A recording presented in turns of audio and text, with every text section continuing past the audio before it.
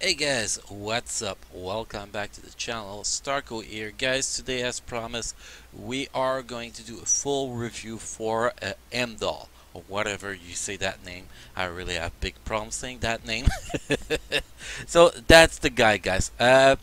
First of all, what we can say about this character is he is the weakest characters of the Thor Ragnarok update by far.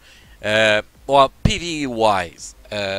PvE wise, for Wall Boss, Shallow Land, and that kind of content is actually the weakest. Even for playing on autoplay for story mission with AI play, it is a lot weaker than the other characters. Does that mean that he is not a good character? No, not at all. He is a pretty decent character, have really good survivability. Uh, the reason why his damage output make him weaker than the other characters of update 3.5 is because he is more AC oriented character. In AC, this character can actually take almost any non-metal character down really, really easy with his big stun, his guard it, so he is a pretty good characters for AC. So I think that the focus of Netmarble when they built that characters was to make him a good AC characters. That's what I think. Other than that, guys, I do love his skill animation. I love his look. Like, come on, he is just so badass. And his skill animation are pretty awesome. Especially that that one that he planted the sword in the ground. That is pretty cool. Now, guys, we're going to look at how I actually build them. But before we take a look at that, I just want you guys to know I did not build them for PvP. I barely do any PvP. I only do AC when my alliance actually really need me to do it. So I do not build PvP characters unless specific characters like Spider-Man, Spider-Man 2099, Jean Grey. Those characters I'll build them for PvP, but that is pretty much it. So I'm running with a pretty offensive build for him. So let's take a quick look at it. First of all, max skill cooldowns, maxing our defense, always really important. Then we are running with 195% critical damage and 25% critical rate. Okay, so that's the skills, the stats we're actually looking at. We could also look at his attack speed that is very too low. We'll need to get that up if I actually wanted to use him for a PvP. You can see we got 1510 plus 158, so we got 1668% of attack speed under a 120%. It is a pretty weak for most characters. Next is gear. If you actually build him for PvP, that's not exactly how you're going to set his gear. You're always going to set his physical attack, your 2 per gear. That's obvious. But after that, you're going to want to get his dodge cap to 75% and his HP as high as you can if you build him for PvP. I just bought some random stuff, because we just want to test him in some gameplay. His easel set. I got overdrive. I got very lucky. Once I got him to 6 stars, I roll, and I think it took me like third 6 stars. The third 8 slot easel I got was that, so I kept the specialist since I'm not going to do PvP. Sorry, I repeat myself, but if you do PvP, the actual easel set that's recommended is drastic density enhancement. Here I'm going to show it to you guys what it is. We just gotta get down to it here. Drastic density enhancement. Well, you get in your defense, you get the all attack, you get the max HP on them, and you get the crowd control time reduction. And the activation rate, if you're fully awakened, it's going to create a shield that is 32% of max HP. So that is really strong for PvP. With that said, if you actually have drastic density enhancement, the actual obelisk I have on him right now is not optimal. You will want a max HP obelisk with invincibility. Still, this obelisk that I have right now on him is actually pretty decent for PvP. You know, we're immune to stun. That gives us an advantage in AC.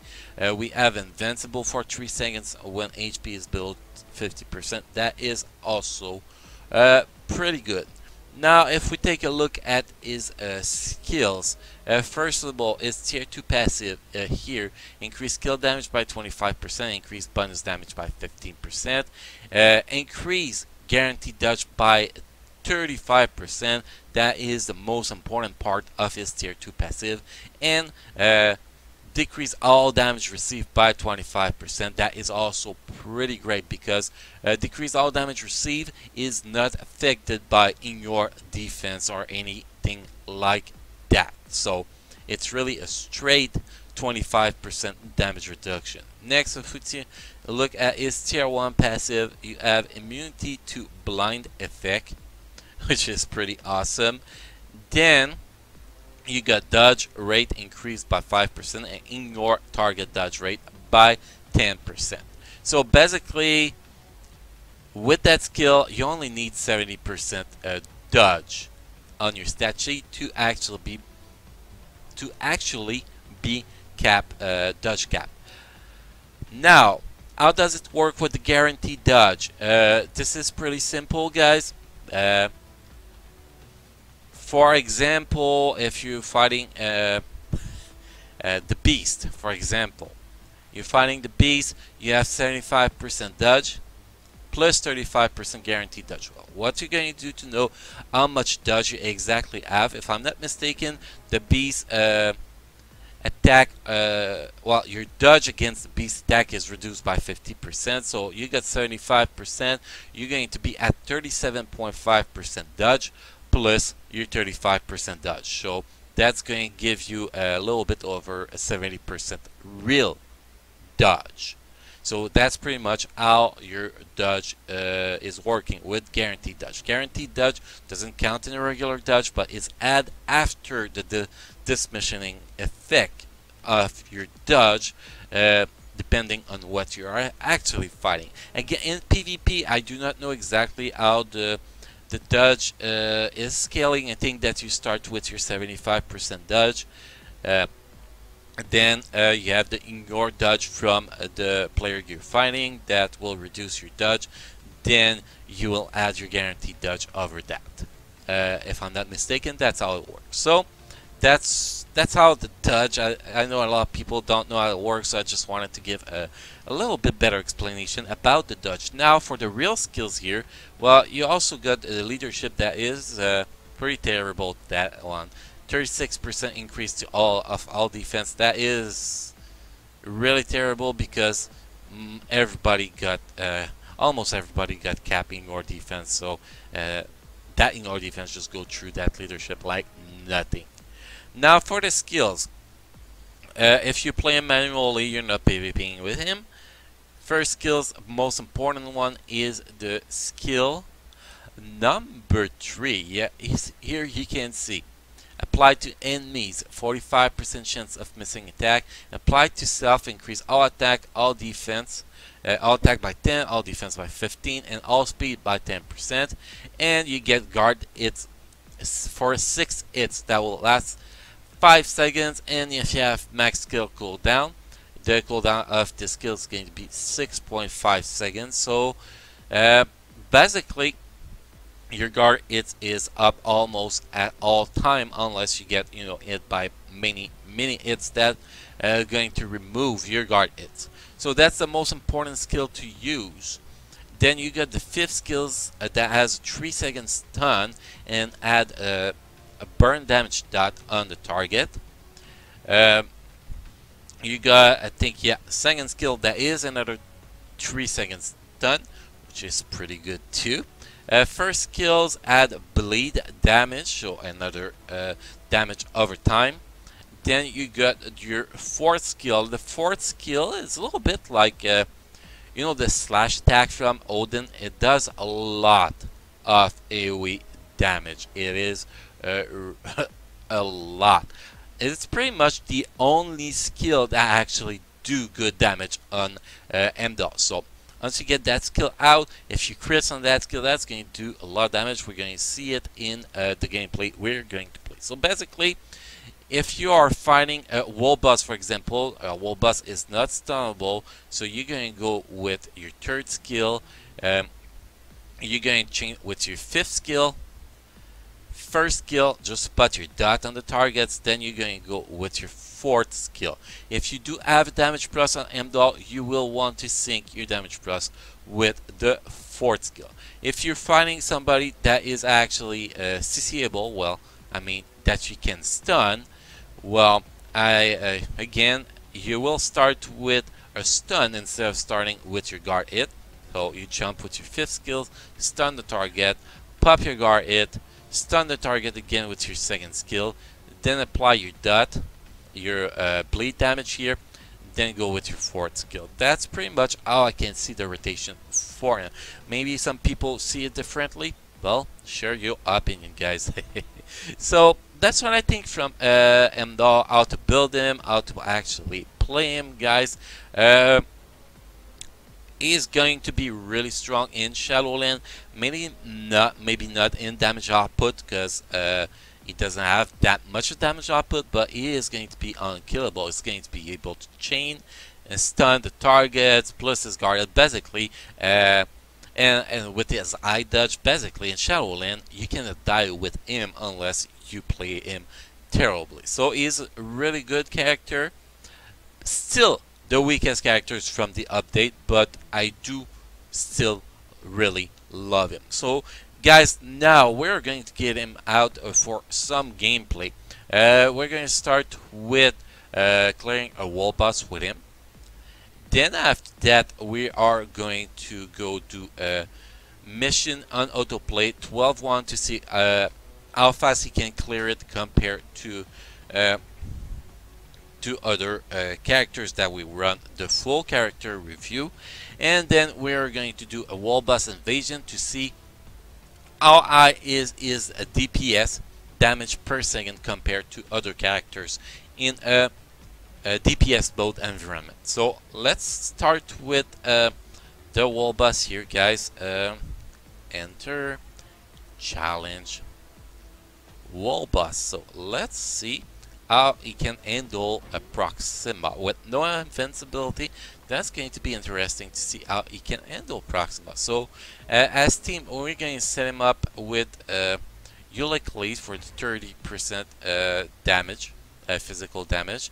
Then we're going to go with Heimdall, and we're going to give him Thor for team up as the last character. Let me check. See here, that's give us 5 team ups. Here, here, here, here, and the regular 3-6 star team up. So that's a lot of team ups. All those stats of team up was included in my character sheet earlier because I already had the team set up for other gameplay we're going to do. So now let's set the regular strikers I'm always using, and let's go for a spin and see how good or bad we're going to do. Obviously, I'm not expecting to die here, guys, unless I'm terrible with him. Okay, loading screen, so slow. So, like I said, what we're going to do, guys, to start, well, first we're going to switch to Heimdall. Then we're going to start with the third skill. Then we want to apply. I went with the wrong skill here. You do that 1, 5. Then after that, you change this fourth skill as soon as you can for the extra damage. But here it's not going properly because she is backing up.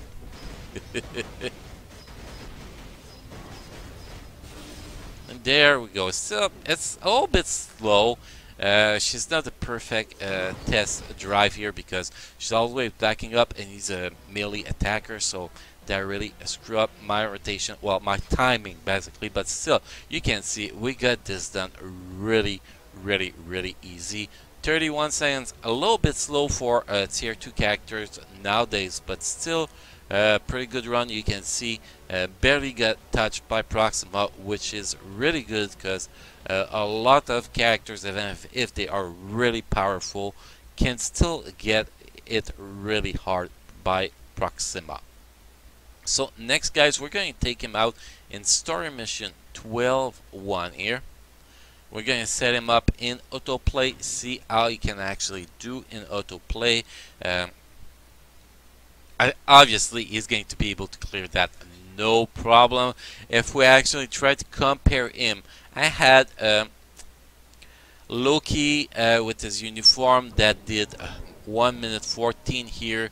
Then I had Valkyrie that did 1 minute 15, and they are a little bit above average damage output characters. So we're going to compare those time and see how he's doing compared to them, basically. And you can see the AI is actually playing him properly. Good use of his third skill so far, and that's the most important skill to get used. So that is pretty great. Good use of his fourth skill too. So he doesn't take that much damage when he's actually playing on autoplay, which is a really great thing because some characters has terrible autoplay. Well, Heimdall is not the case. That is a good thing. Then now we're going to be facing Hela as a boss here. Obviously, guys, we do not have any ignore dodge lead here, so that is going to be taking a little bit longer than you will want.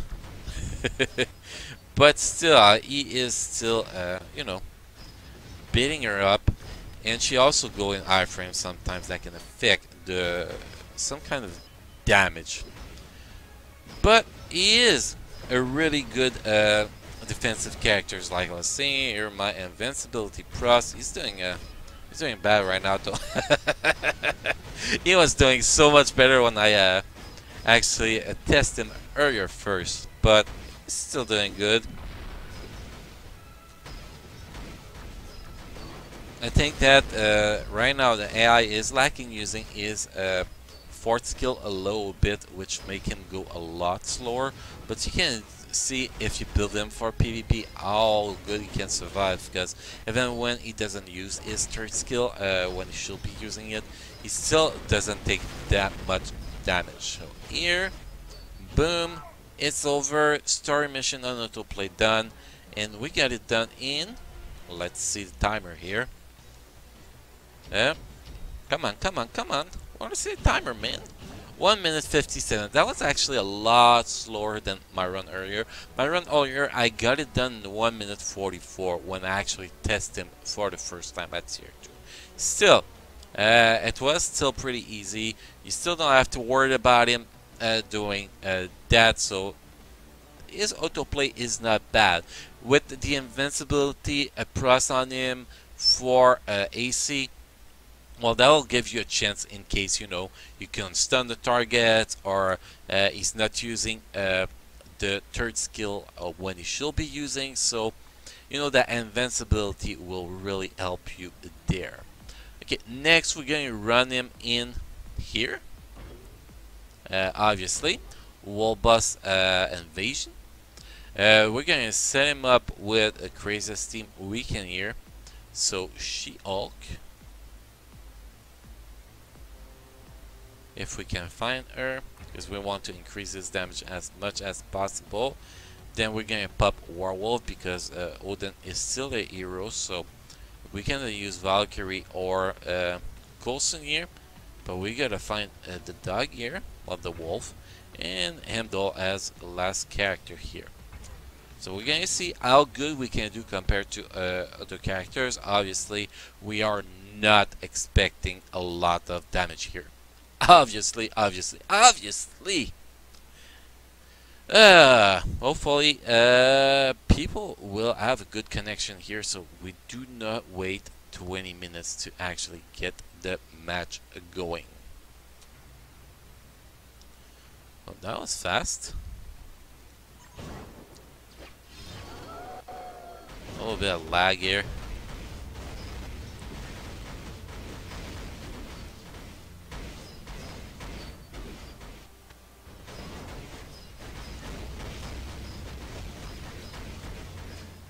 That was not a really good run. My fourth skill got cancelled one time, and I still beat that. Uh, his damage output was actually pretty decent compared to, well, a lot stronger than I actually expected for here. His fourth skill actually do a lot of damage. His fifth skills, if the target is in the melee range, actually do a lot of damage too. So that's what we gotta show, guys, for Heimdall. If you watch my live stream yesterday doing Shadowland, we had him at tier 1. We clear a really floor pretty easy with him in Shadowland at tier 1. So, like I said, he is above average characters. I would say good defensive characters with some kind of decent damage output, but do not expect him to be a meta or anything like that. He's not going to be in that category. So on that, guys, tomorrow we'll be doing a full review for Hela uniform. We're going to go take a deep look at her uniform and see how she's doing. On that, guys, don't forget to subscribe to the channel if you enjoy my content. Don't forget to throw me a like on this video if you actually enjoyed this video. Don't forget, there's a comment section below the video. You can give me feedback or comment about anything, guys. And on that, guys, have a good day and see you tomorrow.